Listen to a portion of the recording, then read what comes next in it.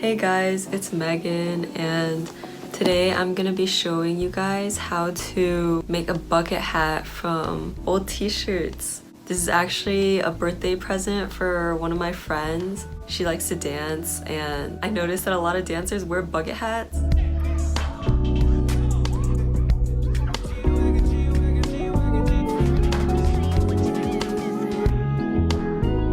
I'm also pretty big on sustainability, and I didn't really want to buy a bucket hat when I know I could just make one myself. If you're like me and you have a sewing machine at home, I feel like it'd be one, a lot more cost effective, and I can save $10. Two, I don't have to buy another thing new. And I've seen a bunch of tutorials on TikTok for making your own. I thought I'd try it out and show you guys how to do it as well. I'll put up on the screen one of the TikToks that I'm following as a guideline. It should be here.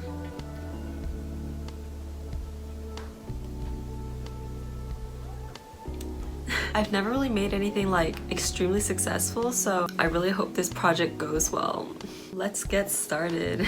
So I asked my friend what color she thought would best match most of her outfits, and she told me blue or navy, light navy. Okay, I had to make do with what I had, so these are the two t-shirts that I'm gonna be cutting up. Hopefully it turns out well, and then I'll have made use of these two things that I never wear and have a new beautiful product.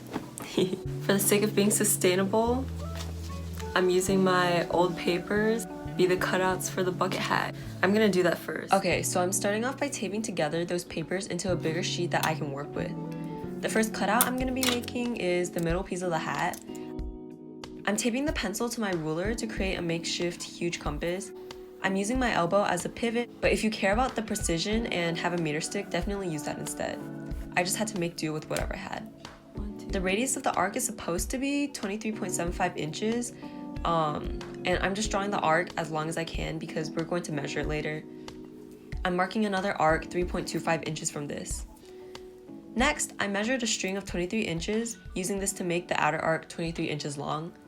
Connect the two arcs with a straight line that would have connected to the radius of the arc. Then I'm gonna outline the shape 0.5 inches from the original for seam allowance. We only need to cut out one of this middle piece. I'm repeating this process for the brim piece, except this piece is smaller than the middle piece. The radius of the arc is only 7.5 inches, and the second arc should be 2.25 inches away. The string we're using should be 11.5 inches long, but we're measuring the inner arc this time. Connect the ends of the arcs and add the 0.5 inches seam allowance again. We will need two of the brim pieces. Finally, we need the top part of the hat, which is just a circle of 3 3/8 inches. This time, it already includes the seam allowance, and we only need one of this piece. So, these are the cutouts I made. Oh my gosh, the lighting. I'm gonna cut them out now. I cut out the pieces, and I'm pretty sure it's gonna come out like this. This looks like a bucket hat already. I think next I'm gonna have to cut out the pieces of these things. I'm pretty sure this is where the hard part comes in. I'm kind of nervous, but it is what it is. It's so uneven. My seam allowance is pretty much gone here. It's okay, it's fine. I can see it. I had to use some needles to pin these things together because it was too hard otherwise. If you don't have pins, needles work. Second piece done. I did this part, and so basically, what am I saying? I cut out all 4 pieces. Don't worry about this. This is gonna go on the inside. Now I'm gonna get to sewing. This will determine the success of my bucket hat. This is not a haul. This is my old Forever 21 bag from a store I will never go back to. And it's full of scraps of clothing from the clothings I made-ish. Did I make it? Oh yeah, I was like, wait, did I finish this project? But I did. I made a dress out of it. I can probably do a clothes I've made myself type of video soon, but all my scraps go in here because I'm a hoarder and I don't feel good about throwing away stuff. And who knows, maybe one day these will come into use, so. The Forever 21 bag is a metaphor because my sustainable lifestyle is being held in its plastic clutches. That's really fucking weird, okay. Time to get started with sewing. The first thing I'm gonna do is, these are the 2 pieces for the brim. What the TikTok said was to stitch these together.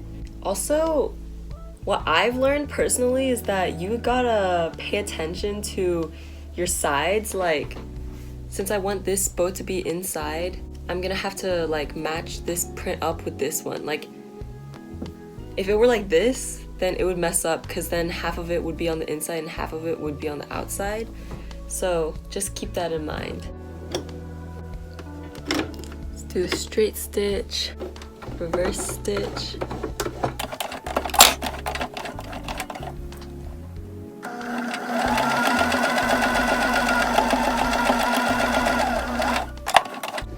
That was not really a straight line, but it's fine. Yeah, it's getting dark already. I started like a few hours ago. And it's dark now.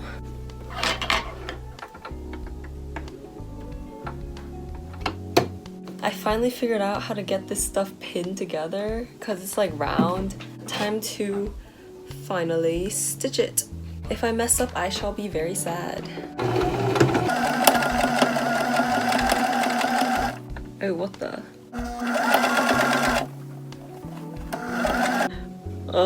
Why am I having like embarrassing flashbacks to high school? I can't, okay.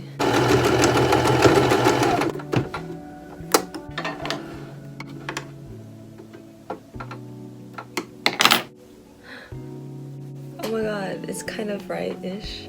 I sewed this part together and it looks kind of good. I'm like shook. Wait, watch. This looks so good. I have to like make one for myself after this. What a look. Yes! Okay, now I'm just gonna do the top and I'll probably have to do repeat the whole process again. But it's okay, because it looks so good! What? The inside is really ratchet. Look. Yeah, and I'm gonna put like the stitches on this part, I think. Maybe, maybe not, we'll see. I don't know, now I'm contemplating like, should I do the same color on the inside or should I do a different color?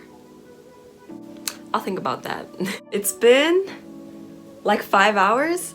I finished the second one and I chose to make it like this bluish color because my friend talked about wanting a light navy and I don't really know, this is the closest color I had. Now I'm gonna put these together, both with the seam, the ugly side out.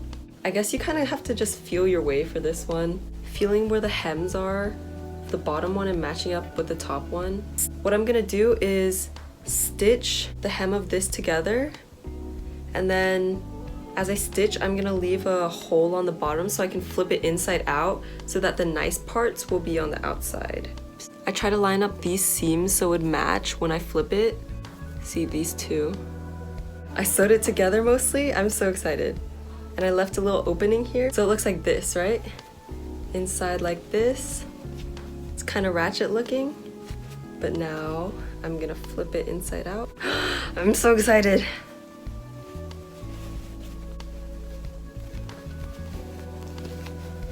Oh my gosh. Now the pretty side is outside. I just gotta George it around as best dress would see. You can't tell me this doesn't look so good. Okay, I definitely have to like iron it or press it or something. And I'm gonna have to close up this little thing. Dude, this has got to be the best present that anyone's gonna receive from me, ever. I look like a witch.